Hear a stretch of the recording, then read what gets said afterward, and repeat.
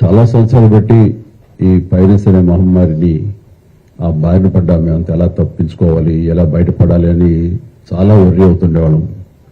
ఇది film industry మీద డైరెక్ట్గా ఇండైరెక్ట్గా లక్షలాది మంది ఆధారపడి ఉన్నారు.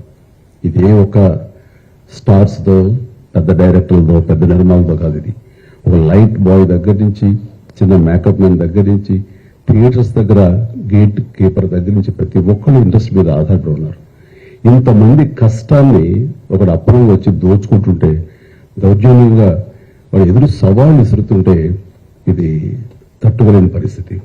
సో ఇలాంటి వాటికి మార్గం ఏమిటి, ఎలా బయటపడాలి అనే దాని మీద తర్జన పడుతున్న ఈ సమయంలో గత కమిషనర్ సివి ఆనంద్ గారి ఆధ్వర్యంలోనూ, అప్పుడు ఏఎస్పీ కవిత గారు, శ్రీనివాస్ గారు, వీళ్ళు, అలాగే ఆయన వెళ్ళిపోయిన తర్వాత దాని తర్వాత మళ్ళీ ఇది ఇలాగే ఉంటుందా, ఇలా కుంటుపడిపోతుందా, ఇలాగే తెరమరుగైపోతుందా అనుకున్న సమయంలో సినిమా ఇండస్ట్రీ గురించి, సినిమా కష్ట నష్టాల గురించి బాగా తెలిసినటువంటి, అన్ని రకాలుగా కాజు వడపోసినటువంటి, ఎంతో కనసమైనటువంటి వ్యక్తి మన సిపి సజ్జనార్ గారు.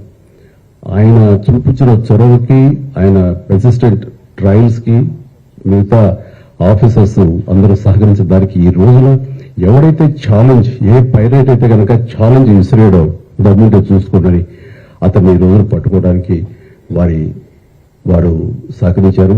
అది వారి మనస్ఫూర్తిలో వారిని, వారికి సహకరించిన ఆఫీసర్ శ్రీ కవిత గారిని, శ్రీనివాస్ గారిని, ఇతర మహేష్, సిఎల్ని, వాళ్ళందరూ కూడా మనస్ఫూర్తిగా పరిశ్రమ తరపు నుంచి, నా తరపు నుంచి నా అభినందనలు, ధన్యవాదాలు మనస్ఫూర్తిగా తెలియజేస్తున్న సందర్భంగా.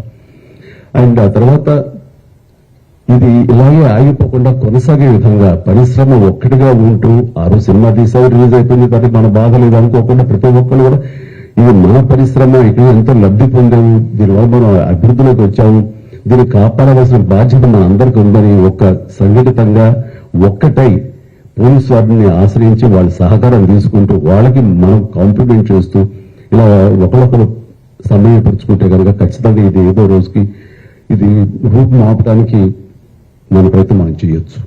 అండ్ ఇది ఈ రోజున గ్రేట్ అచీవ్మెంట్, ఈ ఐబొమ్మ నిర్వాహకుని పట్టుకోవటం. అలాగే last time Madras Tamil masters అనే అతన్ని పట్టుకోవడం.